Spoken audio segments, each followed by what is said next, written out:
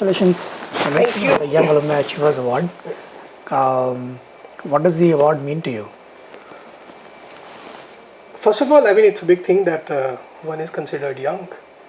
And because you forget, it's been a few years that I graduated out of here, and it hasn't been that long. It hasn't been that long, but you know, like mid-30s, you stop considering yourself young. So the best thing that I felt was this is a Young Alumni Achiever Award, so I'm still young. And secondly, of course, I mean, this is IIM Ahmedabad, right? When you prepare for the exam, when you think that you might enter here, you feel that it would be awesome if you did enter here. And then to be here for 2 years and then a decade or more later, you know, they call you back and they say you're a achiever. So it's quite a feeling. I'm humbled, I'm honored, and it's fantastic to be back here. Really, you know, like a lot has changed, but I love seeing the things that existed then. Also, seeing those is a special pleasure.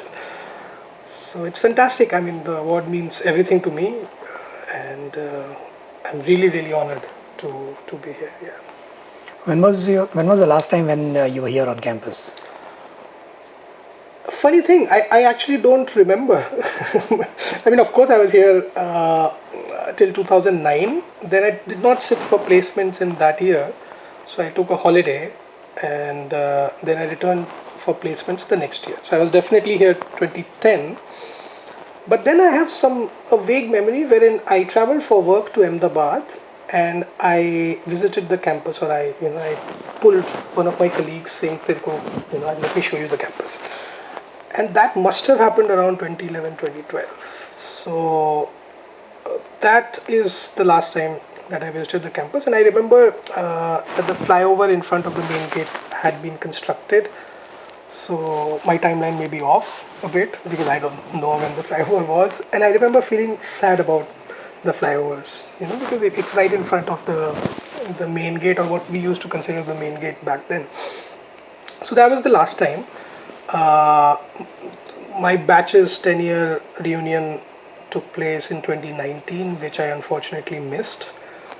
And now I'm definitely going to attend the 15-year one next year. Yeah. So when you were here on campus, you did what you did, and you've been recognized for that. But obviously, that I'm assuming that was not top of your mind when you came into IIMA at that point in time, right? That probably wasn't one of your goals, that this is what I'll be doing when I'm out. Mm-hmm. How did that come about? I mean, I come from a small town, Muzaffarnagar, Uttar Pradesh, and the path if you do well in school, the path is pretty much clear, right? You come from a certain background, father's in a government job, etc. So it is pretty obvious that you will take the sciences, physics, chemistry, maths, and then engineering, and then if you have it in you to become a good engineer, then great. If not, then what is the next best thing? You write the biggest competitive examination in India, right? Either the IAS exam or you write the CAT exam. So that path was in fact very clear to me, probably even in my school days, that this is going to be my path, and in the sense that there was no other alternative really on the table. But there was, even in my school days, I used to love the languages the most. English and Hindi were the languages they used to teach in our school, and I used to finish the prose and poetry books as soon as we received them.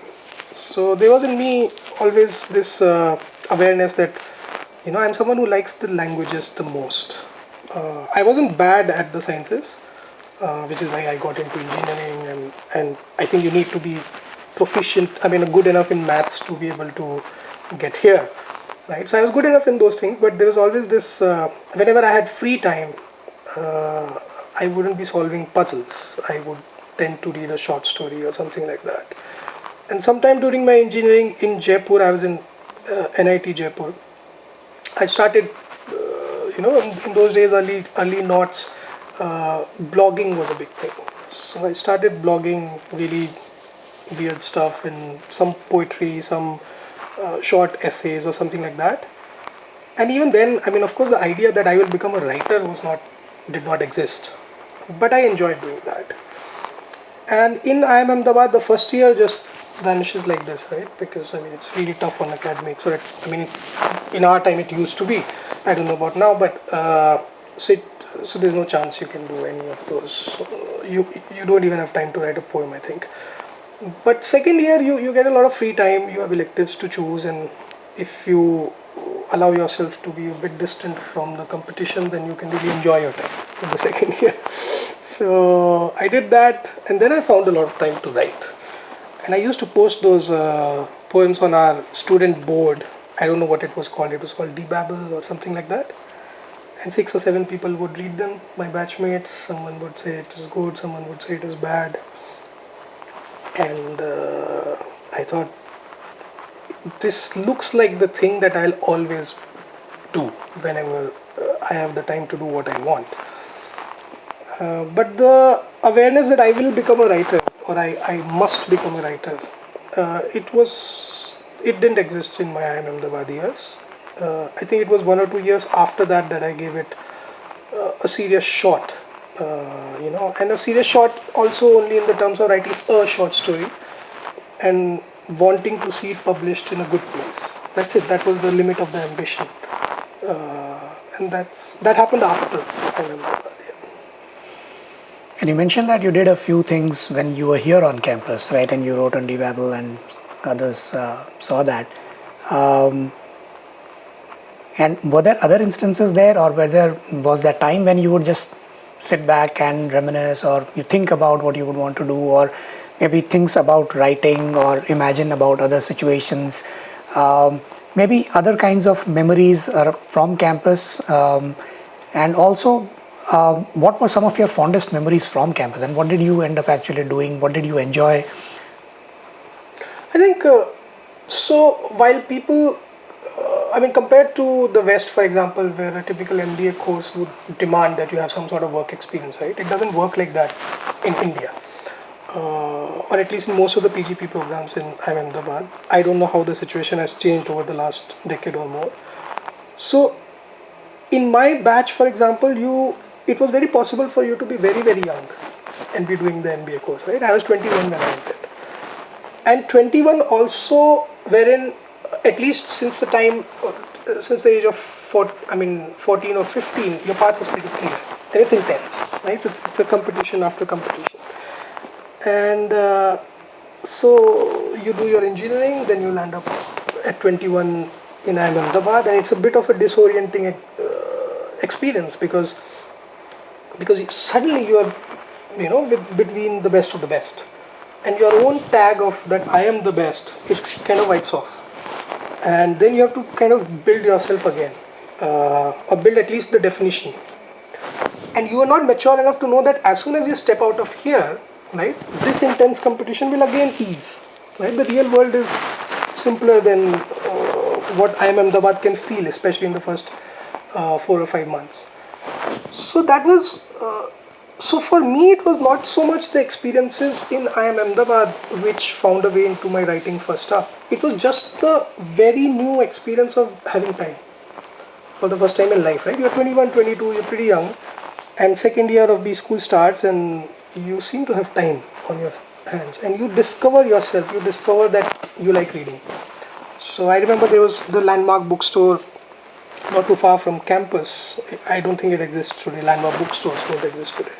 And I bought a few novels on a whim because I like to be in a bookstore, I like to read, and I was discovering that I like to do that.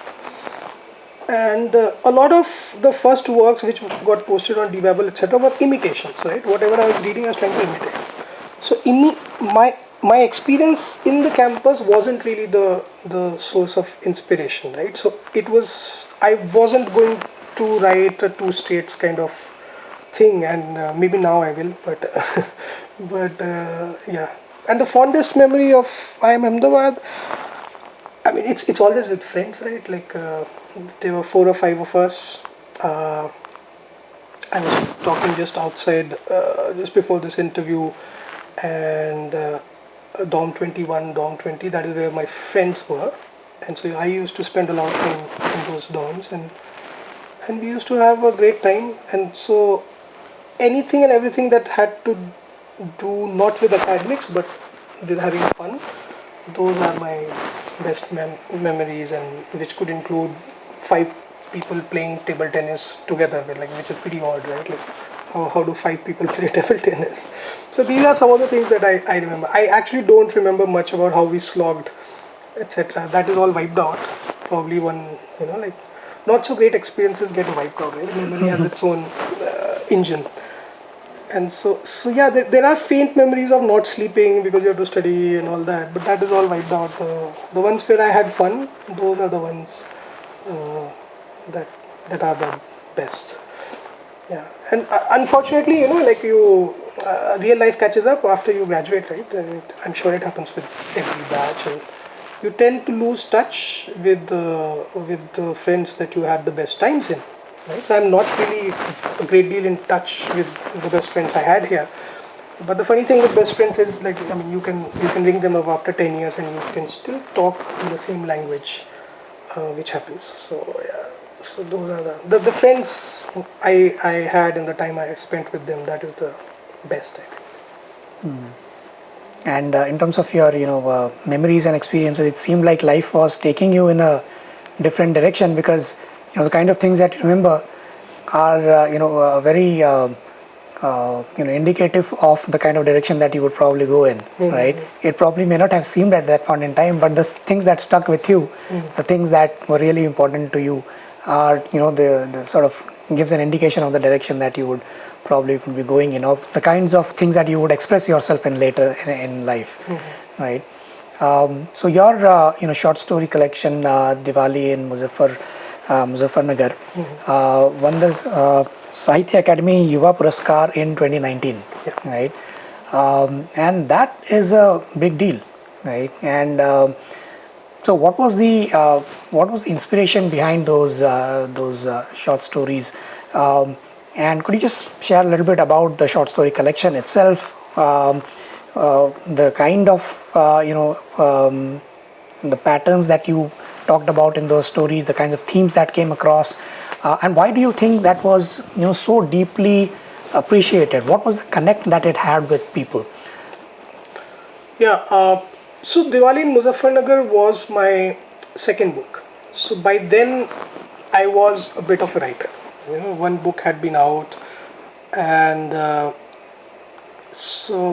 but the first book was not a very personal book, in the sense that it didn't really link back to where I come from or what my experience has been.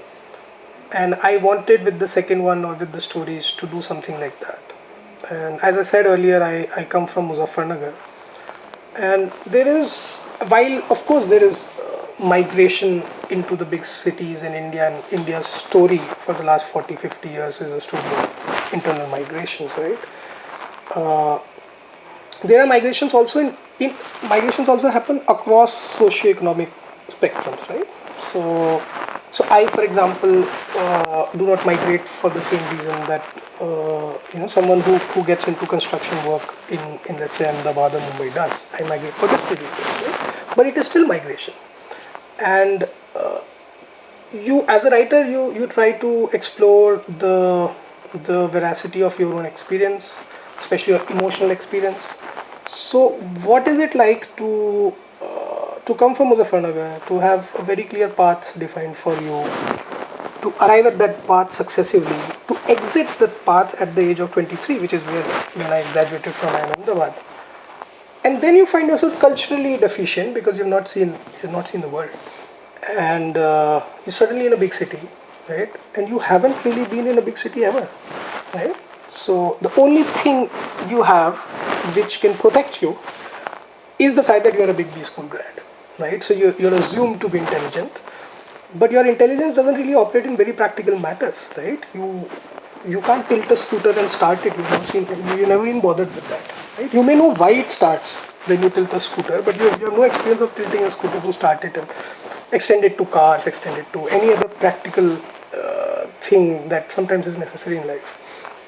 So I imagined 7 or 8 people like me, and I put them, and I imagined that they were all classmates in a school in Muzaffarnagar, which is, I mean, I studied in Holy English Convent School, and then there was another school, etc. So I imagine these bunch of 7-8 people who knew each other in school.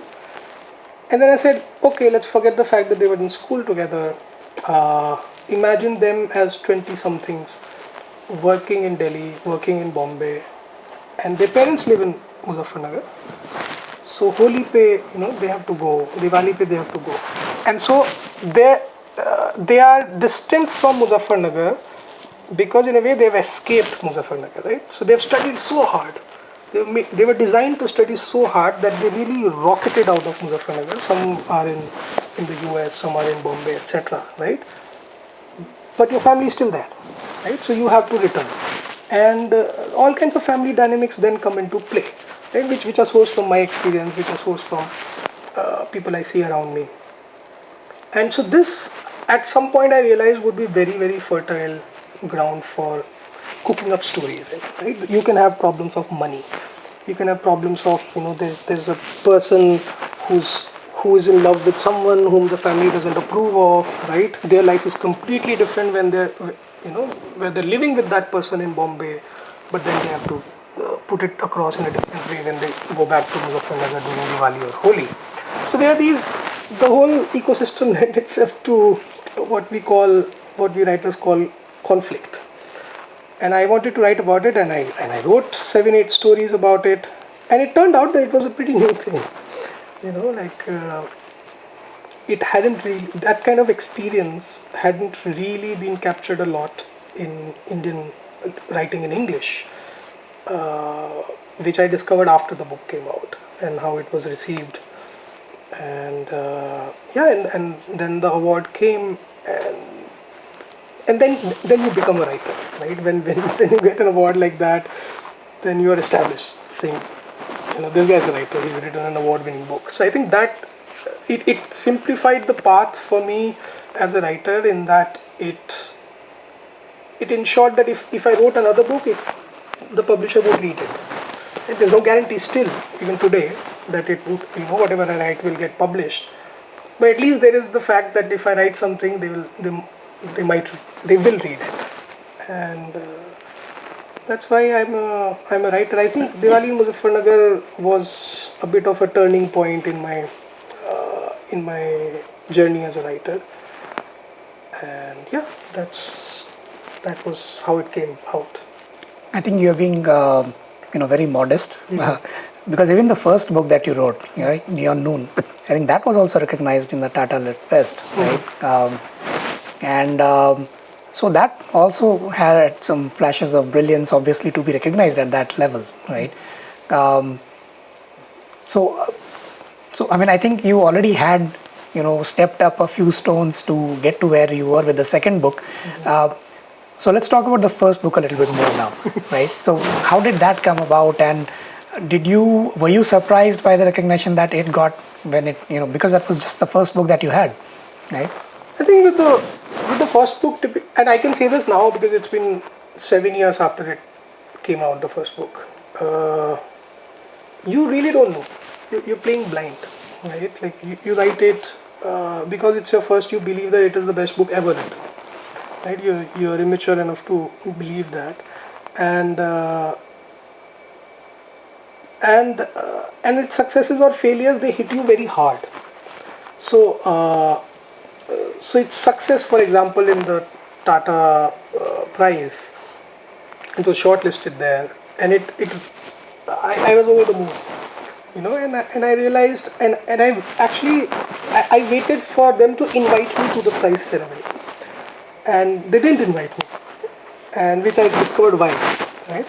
But I went there because I'm so excited, right? It's my first book, I've been shortlisted for a prize, and then I realized that because the winner that year, that person was in the US, and they played a pre-recorded message, and I realized that they already know who has won, which is why they didn't invite you. So I made a bit of a fool of myself, right? you learn that along the way, and the main reason for that was because it's your first, you're really, really attached to it, right? Which is why, I think you caught me saying, hey, you don't talk about your first one like that, because with that one, my experiences are that I was too excited. about everything and anything that happened with it. It's the first one is actually a very bizarre story in the sense that it's the kind of story you won't see much in India. It's the story of a man who's been abandoned by the woman that this person was in love with, and they go to a location outside India, and just to spend weeks in hedonistic pleasure, just to try and overcome the trauma that they've suffered. And it was, yeah, in that sense, a very bizarre book. Uh, One thing I would say is that in IIM Ahmedabad, I think there are two things you can't escape, right? Like what it gives you is this idea of you have to be excellent, and it gives you this idea of that it is always going to be a competition, right? So I entered writing with that mindset. So I entered writing as an IIM Ahmedabad grad, right? And writing is not a field where you can be very competitive. There's no competition, right? You're writing your own thing, the other person is writing their thing, right? And but yes, the desire to excel is something that I think is a very, very good trait. So I worked really hard with the first one, and I was a bit of an imitator. I used to imitate the styles of certain writers I was in love with. So I must have tried really hard to excel, exceed those writers. That is the thing that writers do, right? They love someone else, and then they try to beat that guy in what they have done. So I tried that, and it was quite an amazing experience. And yeah, the book did all right. But it has actually got very divided opinions. Like people who love it, they really love it, and people who hate it, they hate it also. Yeah. I think along the way you have sort of perfected in a way. Not, I wouldn't say perfection. I think perfection is too, perfect a word. But then you've done some exceptional work. I mean, you've created a process where you are producing work, fairly regularly, and your writing has been included in the LF Book Company's A Case of Indian Marvels, right? And which features some of the best works of authors under 40. And so that again is a fairly significant recognition, right? So that's I mean, you've had very good recognition, and it's been fairly regular, right? So now I think that's where I could probably say you're probably in a zone where you probably feel comfortable about your writing, where you would feel that now I have a certain series of recognitions under my belt, and I know what I am doing in a sense, right? So are you in that zone now where you feel that you have a set style of writing, you have a genre that you sort of feel comfortable in, or am I off on that? No, so I'm more comfortable, yes, but it is not because of the awards. You don't, as a writer, you don't arrive at a definition for yourself because of your accolades, right? It may happen in other careers. You arrive at some sort of a peace with yourself because you have practiced enough. It is like any art; it requires its practice. And it is said, in fact, that a writer who doesn't write is courting insanity, right? Because I mean, if you're a writer but you haven't written anything for like 5 years, it's not good for your mental health. So I've been, I think it is some of the ethos in, had this been the West or Europe, I would say some of those Protestant work ethic ethos, because of being an engineer, because of being an Ahmedabad grad, that I have in me, that I need to produce regularly, and which also means that whether I've done well or not, it has led to practice, and practice and basically writing a lot has made me, I think, a all right writer. And yeah, so I mean, my batchmates get into Forbes 30 under 30. I get into LF 40 under 40. That's the way I joke about it with my wife, saying, didn't get that, but look, at least we are in a book. So that happens. But you're running different races. You're not running the same race. You're running different races. But you can joke about it, right? Yeah. Like, because you're always running the money race, right? So you're never out of that one, right? So sometimes you must keep your humor with that. And the elephant, it's quite an honor, but yeah, I mean, it was, I would say that I would have been disappointed had I not been in that list, right? So being on that list was good, but it was not, I was not jumping with joy when that happened.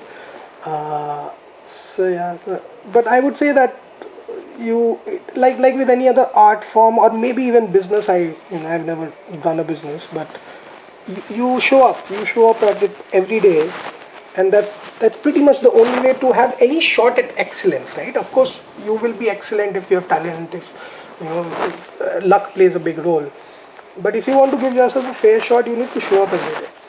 And so I show up every day for writing.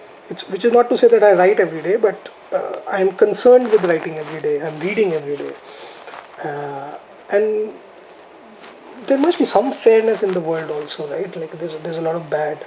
So hopefully some good things happen. I mean, good things have happened with me, but because I'm again from this institute, I'd say I need some better things to happen. Yeah, I mean excellence. And we won't accept anything less than excellence, right? So, and of course, your writing has also, writing a little bit more about contemporary stuff, right? Uh, Bringing in, contemporary themes into your writing. So, and the book Machine is Learning, right? That was longlisted for the JCB prize, right? And so, could you share a little bit about what that book was about? So yeah, so I'm really. I mean, people who know me, they know that I tend to be on the pessimistic side on the way the world is right now, right? And I mean, it's not a very unique position, right? Like with global warming and all that, right? Like in the long term, I think, and the long term is not very long right now. In another 50, 60, 70 years, I think we are in some sort of end game. I don't know what will happen, but by the end of this century, I don't think the world will remain in the state that we know it as. And global warming, of course, is the big deal. But I think I realized when we started getting, so I work in a life insurance company, and when new AI companies started reaching out to us for this project, for that contract, etc., and I understood what was happening. NLP, natural language processing, was a big deal then. It had just started, and some of the Google APIs had been exposed. And I realized what this will do, right? And ChatGPT I didn't know about, but my first thing, I think this was in 2017, 2018, I may be off by a year or so, and I was like, oh my god, machines are actually going to generate text, and machines are actually going to speak. It became very, very apparent, and I realized that it was 5 to 6 years. And then you look around in your company, and you said there are some people whose job is only to produce text, or to voice out the text that is already written for them. I'm like, okay, so 5 to 6 years, this vanishes, right? So the call center guys vanish. The people who write copy for CXO level speeches or articles, etc., they're going to vanish. And so, and because I have this, I will take pessimistic thoughts beautifully to the very end, and not so much with optimistic ones. So I took these thoughts to the very end. I'm like, this is going to be a disaster in India, especially because we are not at a space, or at least I believe that we are not at a space where technological advancement would mean that people upskill themselves. We are going to have a bit of a crisis, right? So that was the view that I wrote the novel with. And the novel is about a person in a life insurance company who is doing a secret project. Secret in the sense because the ultimate goal is laying off a lot of people. And so they have designed an AI, or they made an AI which will replicate the work that, like in a bank there are the clerical staff, the kind of job that they do. So similarly in insurance companies there are some people at the branch who do that tough. And they've designed something that will replace those people. But there are 500 odd branches in that company, and each branch historically has been handling certain scenarios differently, and there's no data about that. So they build the AI starts throwing up really weird results, and then they all sit down in a room and they say, okay, the only way to do it is to actually visit each of those branches and conduct interviews with the very same guys that we want to get fired. So you actually do interviews with the guys, you try to decipher which scenarios does branch 1's processing of an insurance application differ from branch 2, right? Because they don't even know the scenarios. So it became a novel about how centralization can be a bad thing, in the sense that the center knows nothing, right? The actual knowledge is distributed at the branch level, but the center one fine day can decide to destroy the distributed packets of knowledge. It can fail the first time, like it does in the novel, but there's enough brute force to overcome that. And so ultimately you arrive at centralization. And a lot of people are going to lose their jobs. And I could not have taken the perspective of the branch people. I've never been that person. Right? So I could only take the perspective of the guy who is the brains behind the project. Right? So he's the person narrating the thing, and yeah, so it's this person's journey, and they slowly arrive at some sort of ethical understanding of this. So it's a novel about the ethicality of AI, and it's a novel written in 2020, so it has no mention of ChatGPT and so on. But I think it's Not by that name, but the concept. Yeah. So, but it is clearly pointing in a direction. It is. I think the novel says certain things which are being said every day now, but were not being said in 2019, 2020 when the novel came out. So I'm pretty proud of that one, right? I did well with that one. No, you did. I mean, of course, and it's not just you saying it. A lot of other people are appreciating that as well. And many of your stories are, of course, being looked at for adaptation into, other mediums like movies and stuff. So, what's your thought on, that adaptation, right? The adaptation process itself, and on also the process that you went through in transitioning. And are you helping the teams transition the written word into the other medium? And what do you feel about the process itself? So, the way it typically works is, let's talk about the Hindi industry, right? Like, so most of the screenwriters live in Versova, Andheri. There are one or two pockets in Bombay where people live, right? And there's no way you can make your story reach them, right? Unless you're someone like Chetan Bhagat or Ramesh Tripathi, right? Like, whose stories will travel everywhere, right? So I'm not a popular writer in that sense. So I don't know how, but somehow some of my stories have reached certain pockets of screenwriters, and this has happened quite a few times now. They reach there, and how it happens is someone gives you a call, right? Or someone writes to you on social media saying, hey, we are from this and this production company. Either it will be a creator, or in that sense, in the sense that it will be a screenwriter, or it will be someone from a production company, some corporate person from a production company who mans a certain desk, etc. That is how it happens. So of course, the first time it happens, you're really excited. You think like, oh my god, like they want to make a movie out of a thing I wrote. Like, how crazy is that? And you start thinking dollar. You start thinking money. So, but that's typically not how it happens. So what they actually want you to sign, or what they actually want, is not the rights to your story. They don't seldom, like they almost never buy the rights to the story. They buy the option to the rights to the story, right? So say, give it for 1 year we block the story. You can't sell it to anyone, and we will try to package it, right? And we'll probably write some sort of a screenplay or a proto screenplay. We'll add some casting suggestions to it, and we'll pitch it around. And if a producer says yes, like a Therma Productions says yes, or someone says yes, then voila, we make money, you make money, then we buy the book rights. So typically that is how it happens.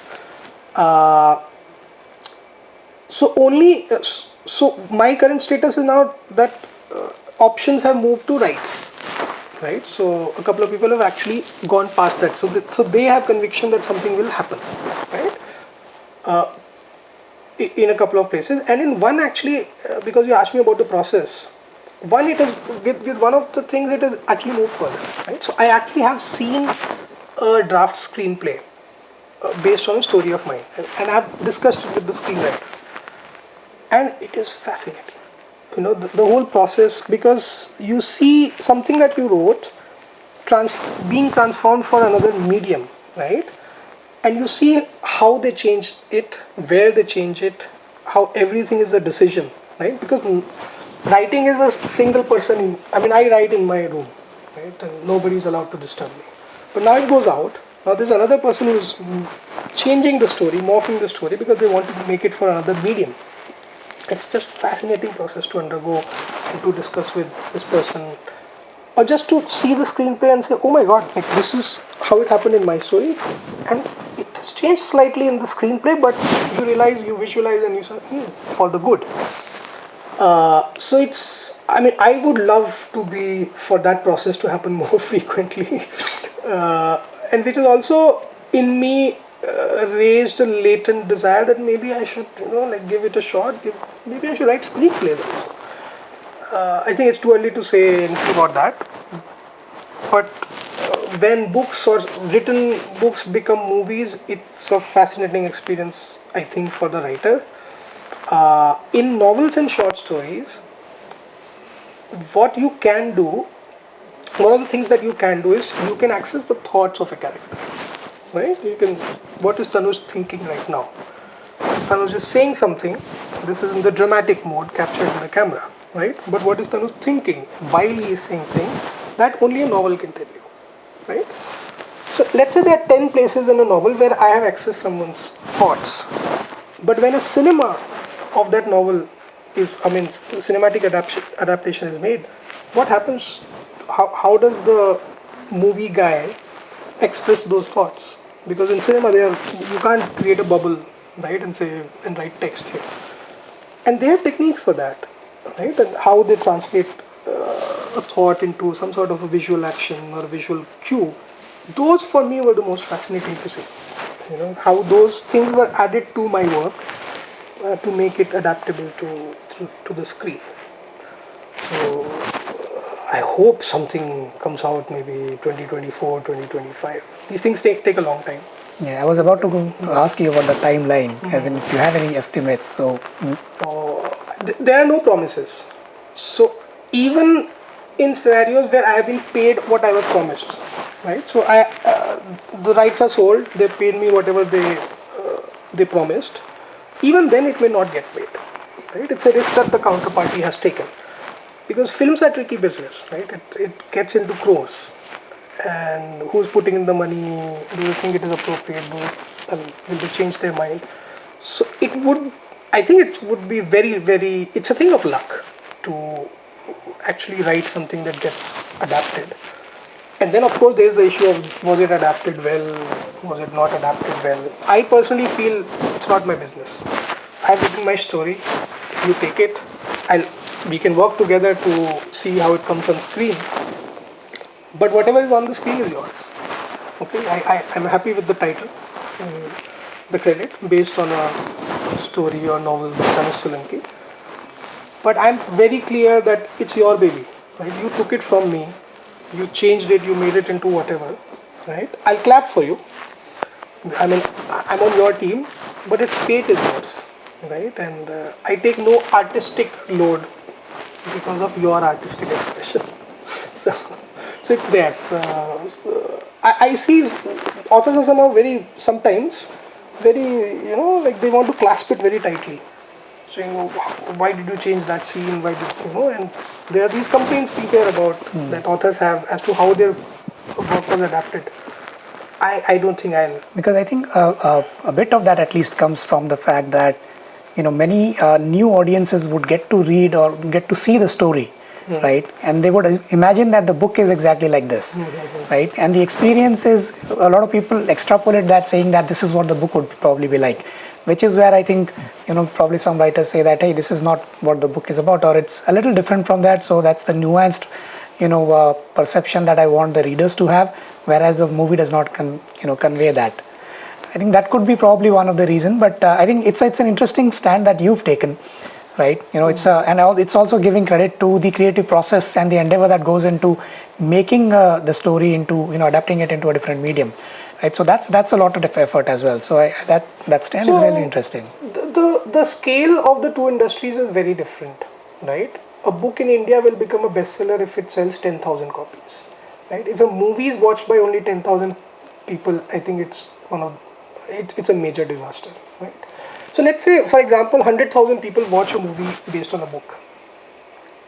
I think not more than 1% or 1 to 5%, I mean, it's a big range, will even consider reading the book, right? So we're talking about a really small subset of the audience that watches something on screen will actually think that, hey, let me buy the book, right? So for example, there's this Alia Bhatt movie titled Razi, right? The book that it was based on did become a bestseller, but it took only 10,000 people to buy it for it to become a bestseller, right? So there are not a lot of, so writers, right, they overplay this thing. Even if a film based on my book becomes a blockbuster, the number of new readers I will gain is going to be 50,000, and that will be blockbuster for me, right? 50,000 people will, and those 50,000 people can argue whether the book was better, whether the movie was better. It doesn't really matter, right? Or how the two were different. My take is जो वो होगा तब देखेंगे, मतलब why worry about that today? And so your writing has also, of course, appeared in other kinds of, various kinds of publications, Vogue, Caravan, Scroll.in. How do you, so is this an active collaboration that you have, or do you choose where you want your work to appear in? And how does this work? I mean, so once you see,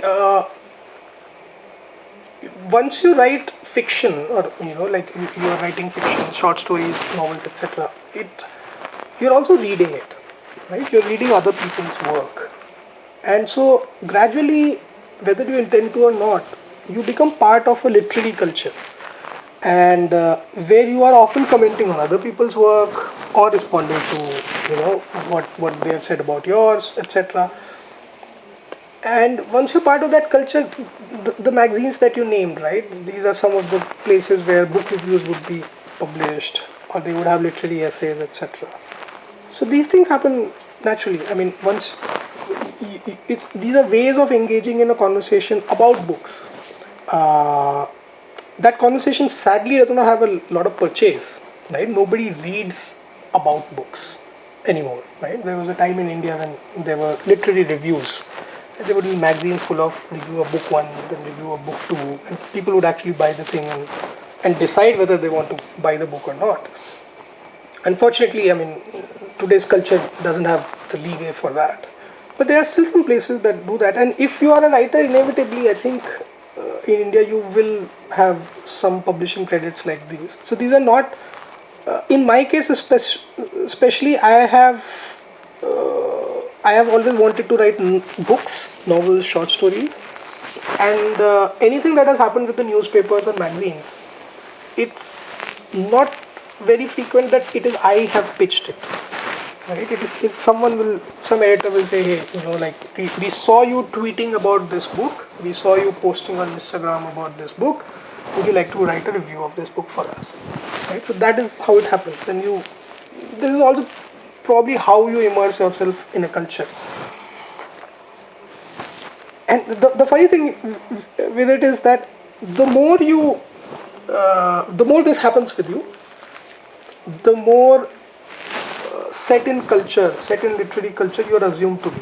So the younger writer who comes, right, now I am 37, right, there was a time when I was 24, 25, right, where my view of how the literature walas operate was very, very different.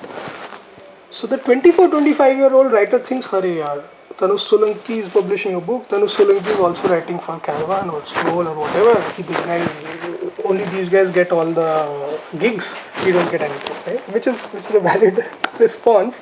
But sadly, that's what it is. If you do a thing long enough, then other doors also open for you, right? Like people will ask you to do certain things, etc. So it gets a bit careeristy, actually, which is slightly off from the romance with which a person enters it, right? You enter writing as a 24-25-year-old guy thinking, like, my God, what enterprise of solitude I've entered into, right? Like, what a choice I've made. But 10, 12, 15 years later, it's a web, it's a network, it's a connection. This guy's editor there, that guy runs that festival, etc. Which I think, if you feel angsty about that, that is a welcome response. But if you feel like this is what it is, this is also a bit of a career, and let's go, then I think that response is correct. I'm usually in the middle. Sometimes I feel like मेरे को नहीं लिखना है. Like, I don't want to write that. Sometimes I was like, why not? I was anyway going to read and think about this book. Why shouldn't I write 800 words about this book? Yeah. So many of your stories that you write, it'll be fair to say that these characters are very, very relatable, and which is why there's a lot of interest from people to adapt it into other mediums as well, because those characters itself were developed, the context, the story, the way the story progresses, and all those things, and the way the characters deal in that context, it makes it very relatable to people, right? Is there a process that you follow, or is there so to say, a few things that you have in mind that these are the elements of a character which would make it more relatable, or these are the things that the character should have, or this is the kind of context, or this is the kind of journey, or anything of that nature? So I think, so there are, in the US, for example, you learn writing, right? So there are Masters of Fine Arts in creative writing. So in India, of course, there's nothing like that. I think it's starting in some universities, or it has been running in some universities for some time, like Ashoka University, etc. But it's not as widespread as in the US. And so, as a writer like me, you develop your own templates, right? So it is only practice that has taught you theory. So you have your own theory of how character is built, which may not be like if an MFA prof was to read my theory of what character is, they might be scandalized, right? So, but I have found it to be, if people relate with what they find real, okay, relatability in and of itself doesn't exist. Okay, you don't relate to anything, you just find it real. Okay, because if we were to say we relate to something, we can only relate to what is a reflection of ours, right? But our relatability extends much wider. We relate to people very, very different from us as well, right? And why do we do that? Because they appear real to us. So as a writer, you're always after something appearing real, believable, right? Relate अपने आप कर लेता है पाठक.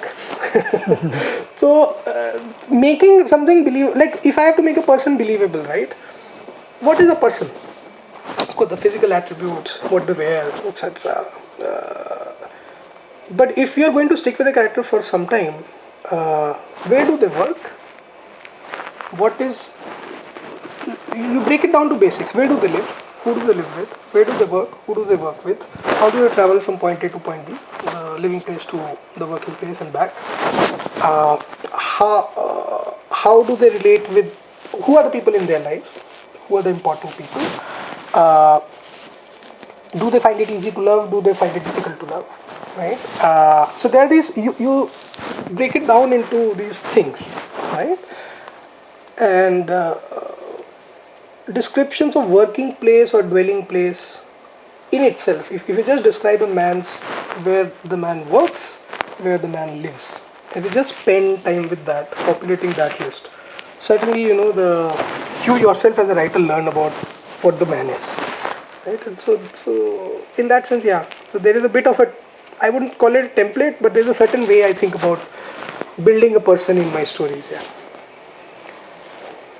So I would be amiss if I didn't ask you, you know, your times when you faced, when you thought you were not making any progress. The famed writer's block, right? And I'm sure a lot of people probably listening to this would definitely have this challenge and probably want to know what is it that you do to make sure that you're making regular progress, right? And there aren't long periods when you're not making tangible progress, right? Of course, you talked about the period of the 5 years. If you're a writer and if you're not writing, you're putting your sanity at risk. But that's too long, right? And you need to make progress at fairly regular pace. So what's your method there? What do you do? And no, there's no solution actually. You have to suffer it. And so writers face a variety of problems. One is writer's block. For example, I don't face it. So I don't face a block in the sense that the screen is open. I want to write something, but it just won't come. Right? In my case, it would be that I am not in front of the screen, so there's no block. Right? I'm just living my life. I'm not writing. So, and then there is another thing which symptomatically is completely the reverse of writer's block, but is actually the source is the same thing. The other thing that I'm talking about is you start too many projects, right? So or your story, like let me write this one. So you write 2 paragraphs. Then 4 days later you're excited by something else. You write that one, right? And I think both writer's block and this one are they're both symptoms of the same problem, which is to say that a writer like a real fiction writer, they want to smash the world with how real they portray it, right? Like excellence, right? And both writer's block and a surfeit of beginnings, the second one I'm calling that, are symptomatic of that problem. I think it becomes therefore very important for writers to have some sort of a support mechanism, whether that is family, whether that is a community of writers, because it is a very very lonely job, and what you're thinking about writing is incommunicable. Right? You can't, because it's it is a mishmash of ideas, right? That unless they're completely out on paper, they're not even very easily communicable. And so you need people around you who understand this. That there's sometimes you will say things, or you will have a monologue of 10 minutes trying to describe your what you did or what you thought about your novel today, and it may not make a lot of sense, right, to this other person, but this other person needs to know, yeah, this is life hai, right? So and they still need to support you. So I think that is essential. I have tried many ways to prioritize between projects. I don't face writer's block. I have to prioritize between projects, because if I progress on 5 things at once, it will take me 5-6 years to finish any single one. Right? So I have to say not this, not this, not this, this, and that the parameters change. Right, every 2-3 years you are a different sort of person. You think of the world differently. So I decide sometimes very deep into one project. I decide, I'll put this one aside. Let me start another one. It's happened very very recently. I was writing a novel and then I decided, no, I want to write short stories. So a writing life is suffering through this. There's no dawa. And all of this is in the context of everything else that you are doing as well. I mean, there are so many projects that you are doing, but then, I mean, the other part of you is you have a regular job as well, right? And so fitting all of that within that, that's a huge, juggling process and, work-life balance issue. How do you manage that? I don't know, like, would students be listening to this? Yes. So if you come to IIM Ahmedabad, I think presumably to build a good career, to not to make money, right? Of course, like the eventual outcome of an IIM Ahmedabad education everyone imagines it as a comfortable life, right? And so therefore, I mean, it is my perhaps duty to say that a writing life is not that, right? You don't, if you just become a writer, uh, it will not make enough money for you, right? So my advice to everyone is not to become only a writer, because sadly the economy doesn't allow that anymore.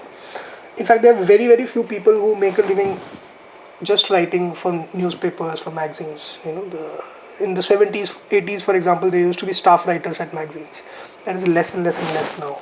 You will find magazines where everyone is I mean, no one works in the magazine. All the columns they publish are by freelancers. So they don't employ anyone. You don't have to pay anyone provident fund or whatever.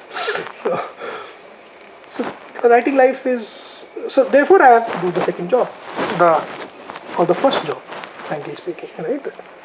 And there, the thing is that I think if you compare me with my peers, right? You might say that my achievements in that area are not.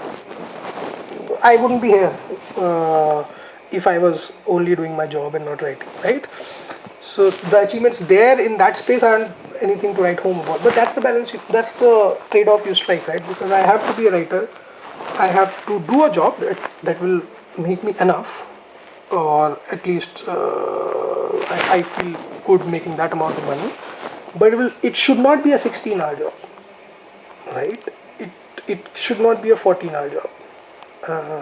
And so I found a job that could give me time.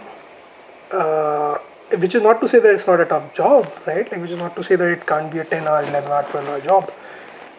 And whether you want to or not, if you do well, they promote you, right? And then you find yourself in a position where you're responsible for other people's careers. And then it becomes an ethical question, saying, like, now I have to show up here and for as long as it takes, because other people's lives depend on me. They are not writers, right? They have not done any pact with their own careers. So yeah, till now I have been managing, right? But upshot is I've lost hair and blah blah. So till now I've been managing. I think I've been pushing myself too hard, at least for the last 6-7 years in both spheres. But something will have to give. So because I'm reaching a point where it's not sustainable. But let's see what happens. I don't know. The best would be if I don't know, if I'm in the what starts a creative writing course and I teach here. So that's an interesting thought, because the number of electives here have grown quite massively, and of course we have courses on films as well, right? So creative writing is not far off in terms of films they used to have even in my time. Yeah. So so the number of courses and the variety of courses in terms of the electives have